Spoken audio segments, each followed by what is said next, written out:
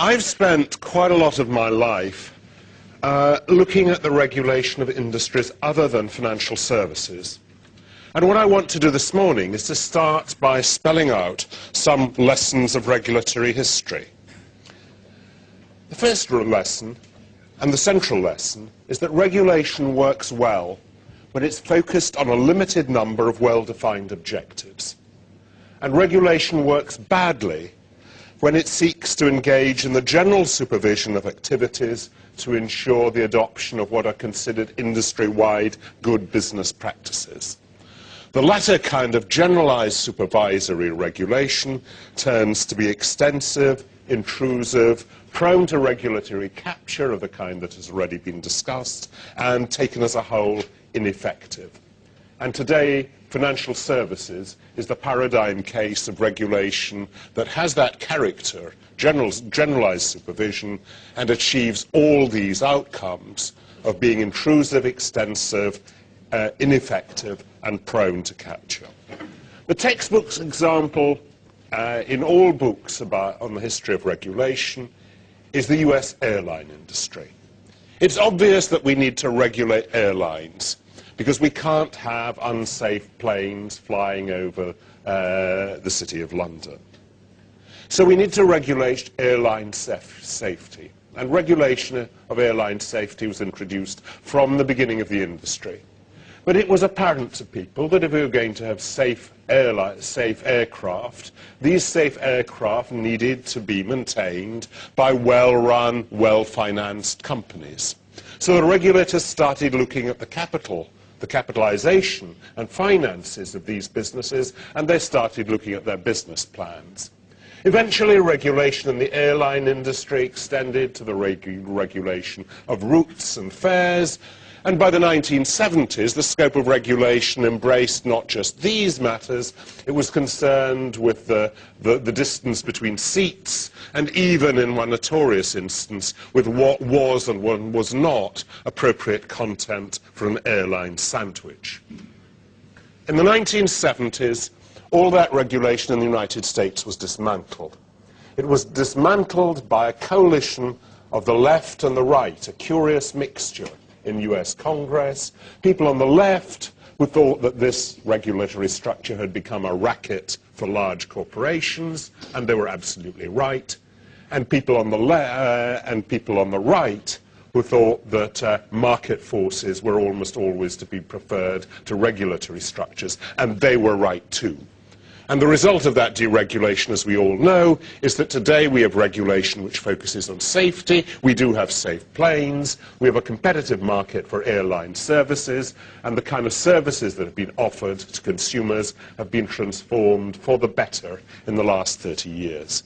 And that approach of focusing on specific public policy objectives and confining regulation to that is what was adopted in aviation. It's something that was followed in other industries like telecommunications, more recently in electricity and gas. That is the regulatory model, and that is the regulatory model that needs to be applied to financial services. We do not, contrary to almost everyone who has talked this morning, need more regulation. We do need better regulation. Of course we need better regulation, but the better regulation we need is regulation which is narrowly focused on important public policy objectives, and the rest of the regulatory apparatus should be dismantled and taken away as fast as possible. Let me draw some specific lessons out of that. What are the public policy objectives we have in all of this? The principal public policy objective is to protect the integrity of the payment system, the mechanism by which we all receive our salaries and pay our bills, and it is to protect depositors, the deposits of retail customers, both personal customers and small businesses. That's the primary purpose of banking regulation. More generally, there's a need for regulation to ensure better outcomes for retail customers. We need consumer protection legislation, and I don't know I know hardly anyone who thinks that the retail financial services industry today is delivering them a good deal. We need regulation which is focused on these particular objectives of consumer protection and of protecting the integrity of the payment system. And most of the other financial services regulation we have should be left to the market and to people to construct appropriate self-governing regulatory institutions without state involvement in order to do them.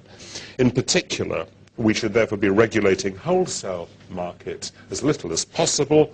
We should under no circumstances take the view that the government should act as unpaid insurer of counterparty risk for off-exchange transactions, which is the role which is now being cast for government in describing a whole variety of things as in wholesale markets as involving systemic risk. Either people do these things through exchanges and police themselves, and the exchange polices them, or they make transactions with counterparties knowing they have to do their own due diligence in relation to the counterparty. And in relation to being told that institutions are too big and too complex to fail, well, as Willem was getting to, the only possible public policy response to that is to say if institutions really are too big and complex to fail, we have to restructure them as institutions that are simple enough and small enough to be allowed to fail. Anything else contradicts the whole concept of a market economy in the first place. I've used, and it's become quite a successful metaphor, the metaphor of the utility and the casino. What we have had over the last 2 decades is a casino attached to a utility. And there are two things we can do about it. We can regulate the casino to such a degree that no one will ever lose enough money in the casino to do any damage to the utility. And if you believe that's a feasible outcome, you don't know anything at all about casinos or the kind of people who go into them. Or we can separate the utility from the casino, and that is what we should do.